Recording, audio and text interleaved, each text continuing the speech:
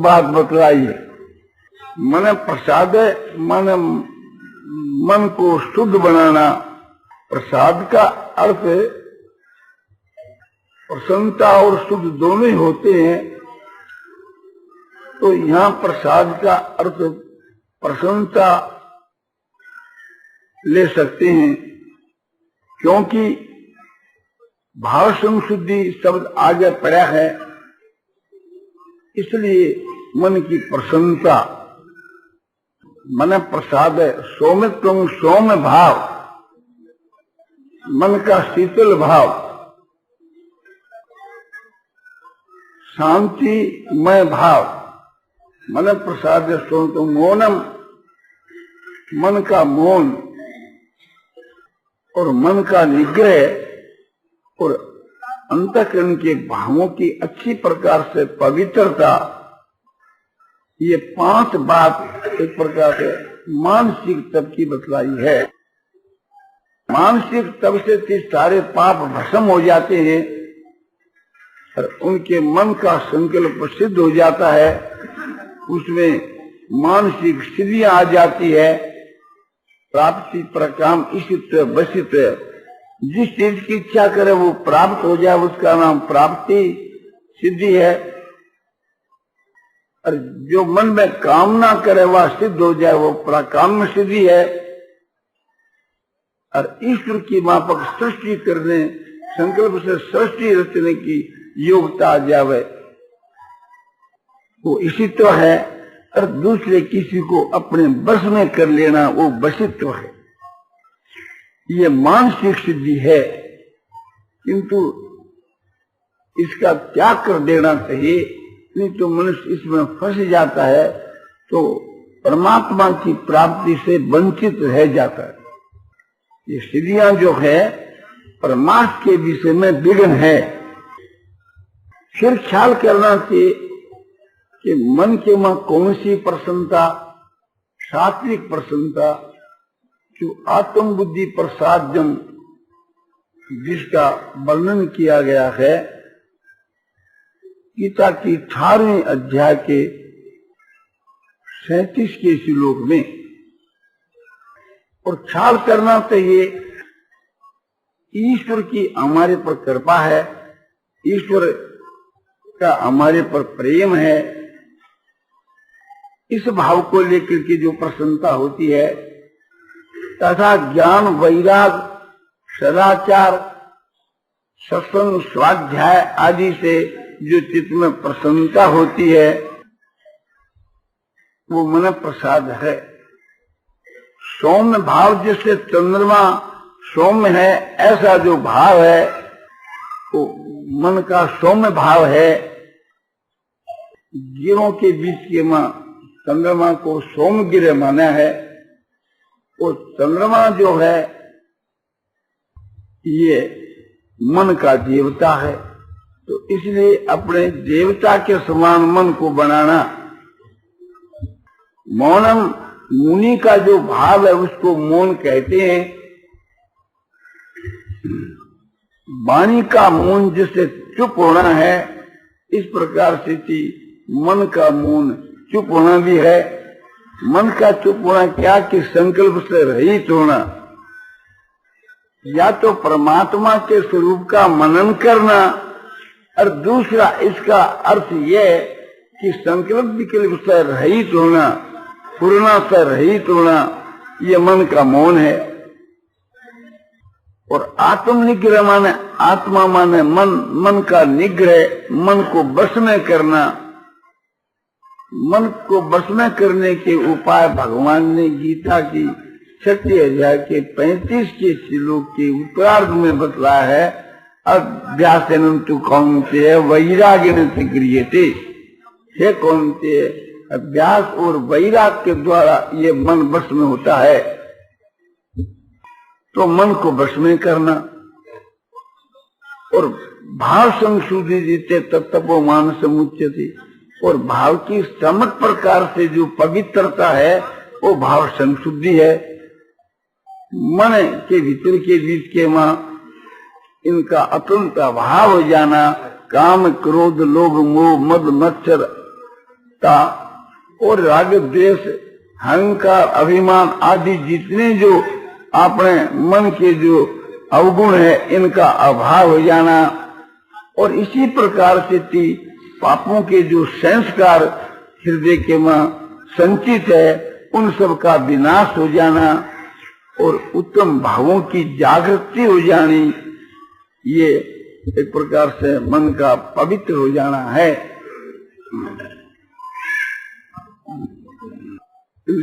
इस माप के करने से मन दिव्य हो जाता है, शुद्ध हो जाता है।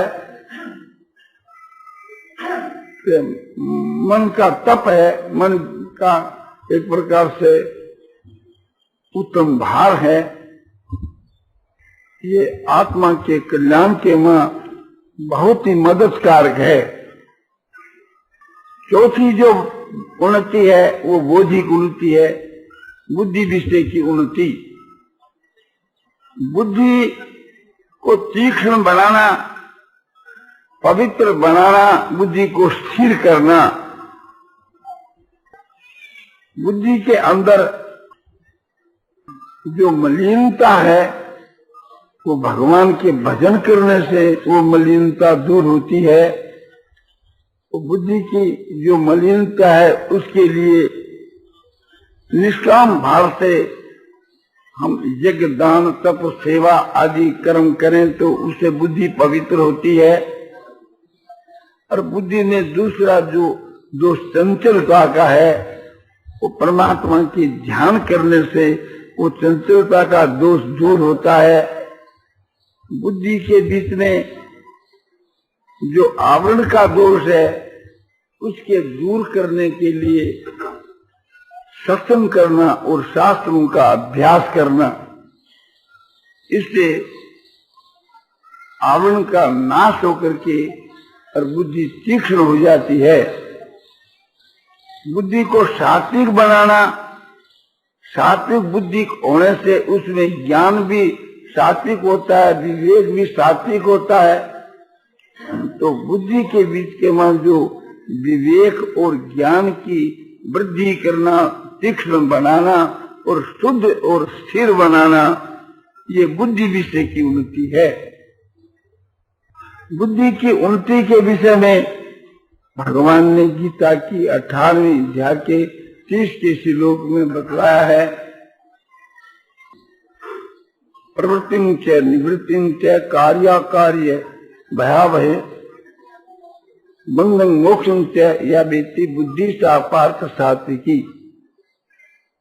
इसमें ये बात बतलाई है कि ये 8 बातों को जो यथार्थ रूप से जानने वाली जो बुद्धि है वो बुद्धि है सो सात्विक है। सात्विक बुद्धि ही कल्याण करने वाली होती है, राजसी तामसी नहीं।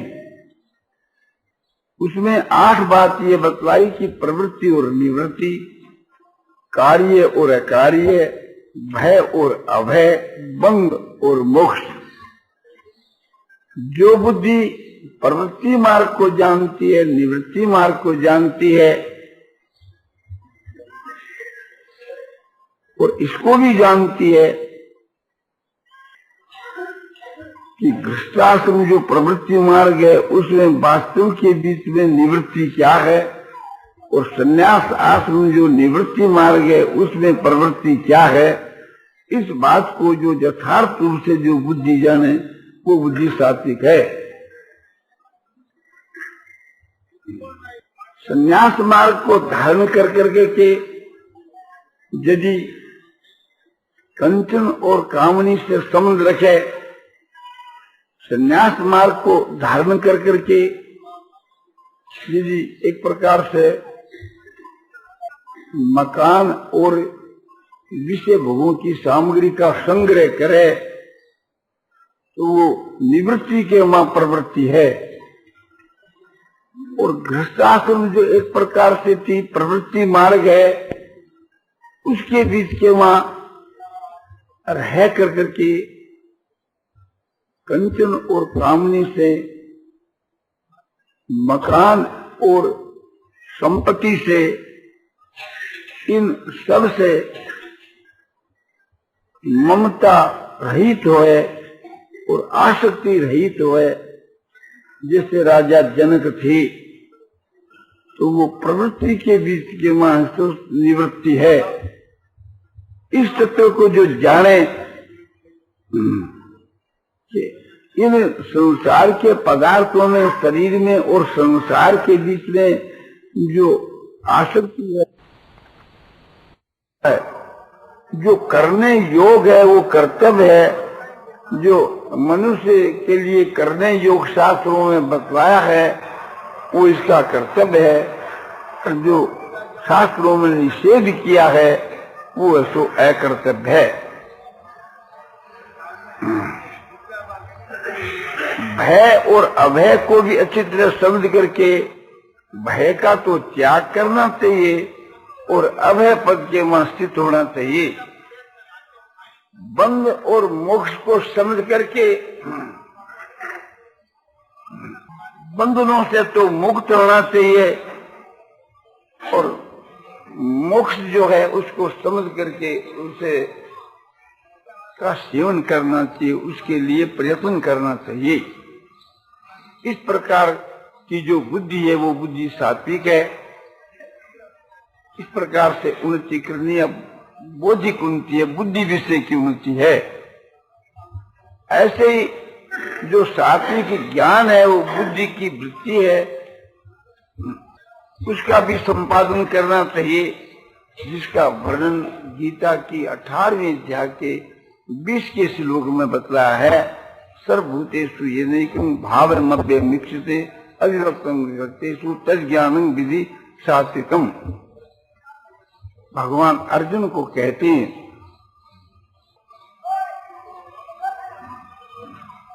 जो एक प्रकार से ज्ञान एक प्रकार से विभक्त की जो दिखता है और वो अविभक्त है। सारे भूत प्राणियों के बीच में जो परमात्मा समभाव से व्यापक है और वो समष्टि जो चेतन परमात्मा शरीरों के संबंध से थी विभक्ति जो दिखता है, इस बात को जो समझ जाता है उसका जो ज्ञान है वो सात्विक है। जैसे आकाश ऐसो अव्यक्त है, निराकार है और अविभक्त है, किंतु घड़ों के संबंध से थी वो विभक्त सा दिखता है। अल्लाह को जो घड़े हैं उसमें घटाकाश के रूप में वो पृथक पृथक दिखता है, किंतु वास्तव के बीच में आकाश की दृष्टि से विचार किया जा तो वो आकाश अविभक्त रूप से अपने वास्तव में अविभक्त है, विभक्त रूप से दिखता हुआ भी अविभक्त है। ऐसे ही जो ब्रह्म जो परमात्मा है वो सब जगह के वहां समभाव से अविभक्त रूप से है, किंतु ये शरीरों के संबंध से, जीवों के, प्राणियों के संबंध से वो विभक्त सा दिखता है। ऐसा जो ज्ञान है वो सात्विक ज्ञान है। ये भी एक बुद्धि विषय की उन्नति है, बौद्धिक उन्नति है। तो हर एक प्रकार से थी अपनी बुद्धि के वहां जो उत्तम गुणों का अपने प्राप्त करना बौद्धिक उन्नति है। जैसे क्षमा, दया, शांति, समता, संतोष, सरलता, ज्ञान, वैराग्य, भक्ति इत्यादि बहुत से जो उत्तम गुण है, उत्तम जो भाव है, ये एक प्रकार से थी बुद्धि की उन्नति के वहां ही शामिल है। तो अपनी बुद्धि को हर एक प्रकार से उन्नत बनाना, ये बौद्धिक उन्नति की बात आपको बतलाई। पांचवी जो उन्नति है वो भौतिक उन्नति है, जिसको वर्तमान के बीच के वहां साइंस के नाम से कहा जाता है, साइंस विषय की उन्नति।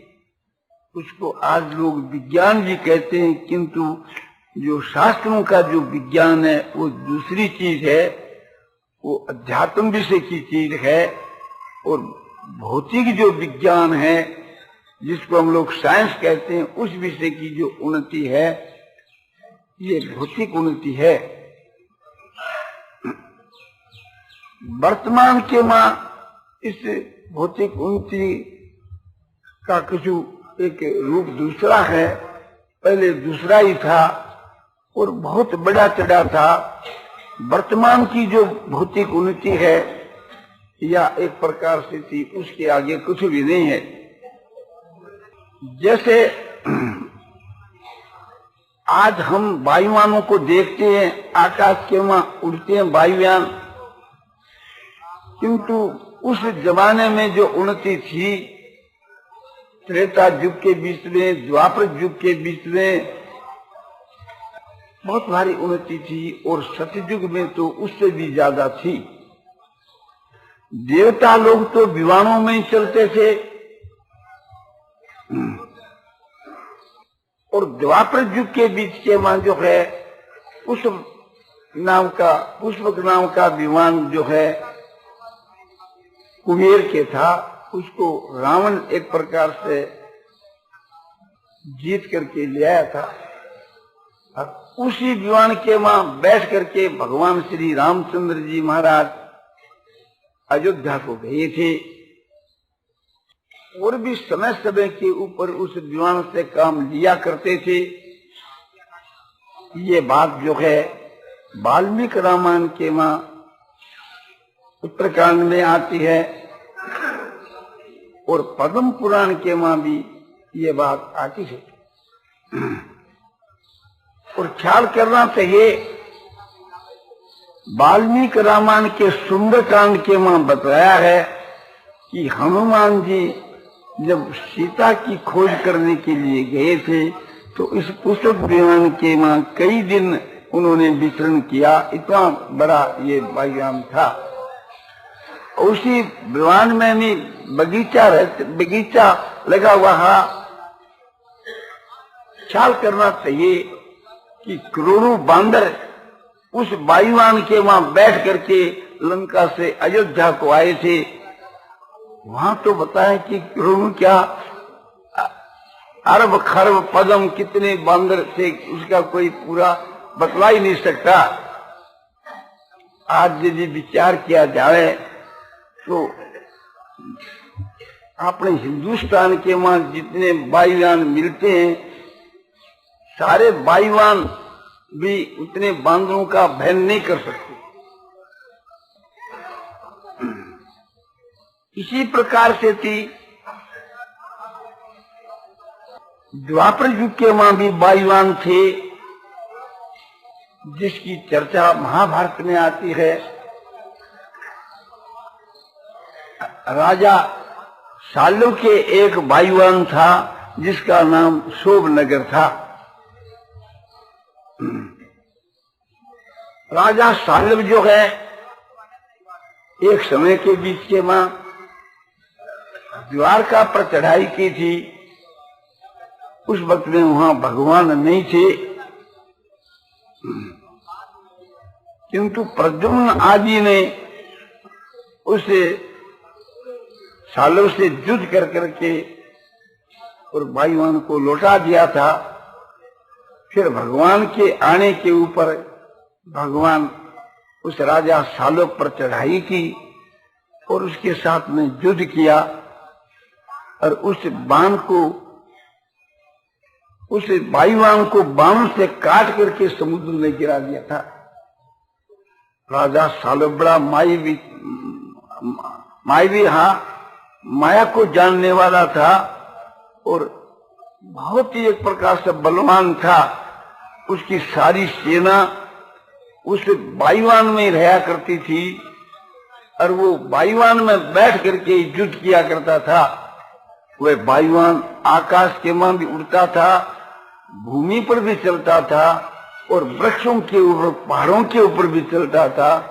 किंतु आज कोई भी ऐसा वायुयान देखने सुनने में नहीं आता।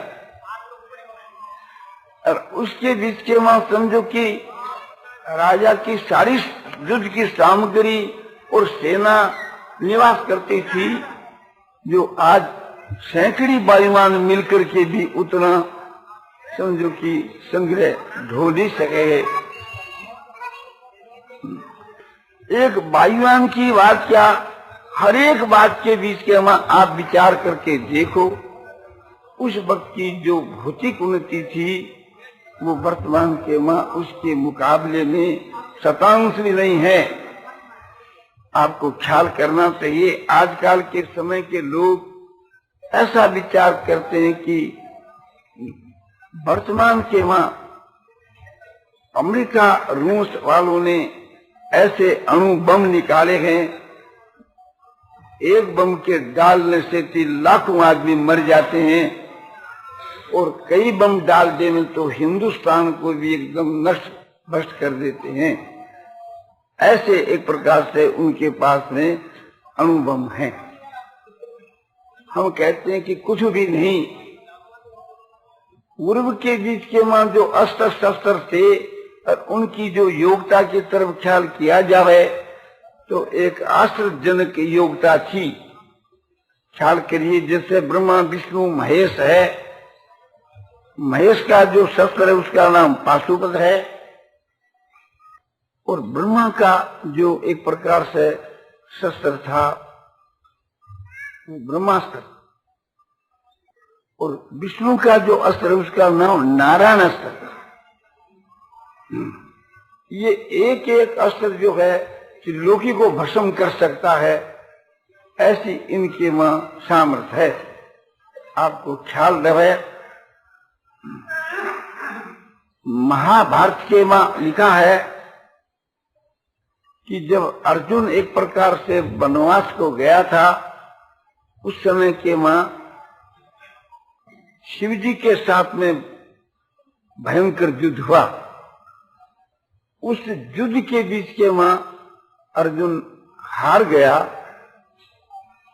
किंतु शिवजी उस पर खुश हो गए कि भला मुझसे भी युद्ध करने वाला मिला तो सही। और अर्जुन पर खुश होकर कहा कि तुम वरदान मांगो।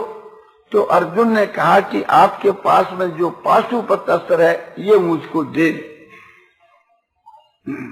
तो शिव ने पाशुपत अस्त्र अर्जुन को दे दिया, सिखला दिया,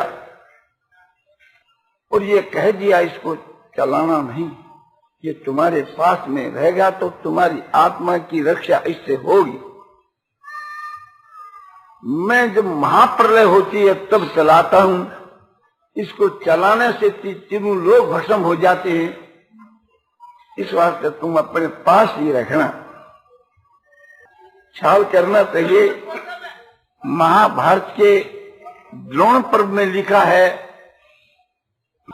जिस समय के बीच के मां द्रोणाचार्य मारे गए और अश्वत्थामा को बाद में मालूम पड़ा कि मेरे पिता को धोखा दे करके मार डाला गया। मेरा पिता राजा युधिष्ठिर से पूछा कि ये भीमसेन कहता है कि अश्वत्थामा को मैंने मार दिया, तो क्या ये बात सच्ची है? युधिष्ठिर ने कह दिया कि अश्वत्थामा मारा गया, और हाथी का नाम आज से उच्चारण कर दिया, जिससे मेरे पिता को सुनाई नहीं दिया। मेरे पिताजी समझते थे अश्वत्थामा चिरंजीव है, चिरंजीव मारा जा सकता है, किंतु राजा युधिष्ठिर के भी झूठ नहीं बोल सकते। तो युधिष्ठिर के सत्यता पर विश्वास करके मेरा पिता जो है एक प्रकार से धोखे में आ गया, और पांडवों ने मेरे पिता को धोखा देकर मारा। इसके बदले में मैं पांडवों की सारी सेना को विनाश कर दूंगा और पांडवों के वंश का नाश कर दूंगा। ऐसा निश्चय कर करके बड़ी तेजी के साथ में युद्ध किया, और आखिर में उन्होंने नारायणास्त्र छोड़ दिया। अब नारायणास्त्र के कारण से आकाश से अग्नि बरसने लगी, अस्त्र शस्त्र बरसने लगे, लोग तबातब मरने लगे। ये देख करके पांडव जो सो भगवान की शरण गए, महाराज इससे रक्षा करो। भगवान ने कहा ये नारायण अस्त्र है, ये भगवान विष्णु का अस्त्र है, इसका कोई प्रतिकार करता है तो उसका परिणाम बुरा होता है, वो अस्त्र का प्रभाव और बढ़ता ही चला जाता है। और ये जिसको लक्ष्य करके छोड़ दिया जाता है उसका सर्वनाश कर देता है। इसका प्रतिकार एक है, वो यह है कि अस्त्र शस्त्र फेंक देवे, हाथ जोड़ के उसकी शरण हो जावे, उसको ही नहीं मारता। तो भगवान के सिखाने पर सबने ऐसा ही किया, अस्त्र शस्त्र सब छोड़ दिए और हाथ जोड़ करके उस अस्त्र की शरण हो गए, तो वो अस्त्र शांत हो। ख्याल करना चाहिए, महाप्रलय के समय में भगवान नारायण इस नारायण अस्त्र का प्रयोग करते हैं, इससे तीनों लोग भस्म हो जाते हैं। तो ऐसे ऐसे अस्त्र एक प्रकार 6 और अभी है, उन्हीं के पास में है जिनका अस्त्र है। और ब्रह्मास्त्र, ब्रह्मा जी का जो अस्त्र है, इसका प्रयोग तो बहुत दफे किया जाता था। जिस समय के बीच में 15वें दिन के युद्ध के समय में द्रोणाचार्य ने इस ब्रह्मास्त्र का प्रयोग पांडवों की सेना पर किया था। आकाश से वहां हाहाकार मच गया, देवता और ऋषि लोग आकर के कहने लगे द्रोणाचार्य से, महाराज ये अस्त्र आपको नहीं चलाना चाहिए, क्योंकि जो दूसरी सेना, विरोधी सेना है जिससे आप लड़ रहे हो, तो ये ब्रह्मास्त्र जानते नहीं है, और जो ब्रह्मास्त्र नहीं जानते उनके ऊपर ब्रह्मास्त्र का प्रयोग करना बड़ा भारी अन्याय है। तो इस प्रकार के ये अस्त्र उस वक्त में थे। इतना क्या, साधारण अस्त्र से भी वे बहुत भारी काम करते रहते थे। तो ये समझना चाहिए कि संसार के बीच के वहाँ उस वक्त में जो कला थी, एक प्रकार से वो इस वक्त में नहीं है। इसके अलावा और भी बहुत सी बातें उस वक्त के बीच में सिद्धियां थी, एक प्रकार से अणिमा, महिमा, गरिमा, लघिमा, ये सिद्धियां एक प्रकार से थी। देवताओं में तो थी ही, और समझो कि ऋषियों के मां भी थी, और बंदरों के मां भी थी, और राक्षसों के मां तो थी ही। आप ख्याल करो कि अणिमा का मतलब है कि अणु के समान बन जाना, महिमा का अर्थ है महान रूप धारण कर लेना, गरिमा का अर्थ है कि भारी रूप धारण कर लेना, देखने में छोटा और भारी, और लघिमा का मतलब है कि रुई के समान हल्का रूप धारण कर लेना। राम और रावण का जब घोर युद्ध हुआ, तो उस समय के बीच में समझो कि मेघनाथ ने युद्ध के बीच में ऐसा किया था। कभी तो मेघनाथ अणिमा सिद्धि के प्रभाव से थे, अंतर्धान हो जाते थे, और कभी महान रूप धारण कर लेते थे। द्वापर युग के बीच में भी ये देखा गया है कि महाभारत के युद्ध के मां 13वें दिन के युद्ध में घटोत्कच जो राक्षस है, रात्रि के समय में ऐसा घोर युद्ध किया कि कौरवों के नाक में दम आ गया था। घटोत्कच कभी तो अनेक रूप धारण कर लेते हैं, कभी अपना अंतर्धान हो जाता है, कभी महान रूप धारण कर लेता है। इस प्रकार देख करके के सब कौरव घबरा गए थे, और सबने मिलकर के कर्ण से कहा कि वो इंद्र की दी हुई जो अमोघ शक्ति है उसको तुम चलाओ। तो कर्ण ने ये कहा कि इस अमोघ शक्ति से तो मैं अर्जुन को मारूंगा, उसके लिए है। तो द्रोण आदि ने कहा कि तुम प्रातः काल तक जीता रहेगा तब तो मारेगा अर्जुन को, ये तो रात्रि भर के वहां सबको समाप्त कर देगा। तब वो शक्ति घटोत्कच के ऊपर चलाई। तो उस समय के वहां घटोत्कच ने सोचा कि ये अमोघ है, कि इंद्र की दी हुई वीर घातनी शक्ति जिसके ऊपर चलाई जाए उसको मरना ही पड़ेगा। तो मर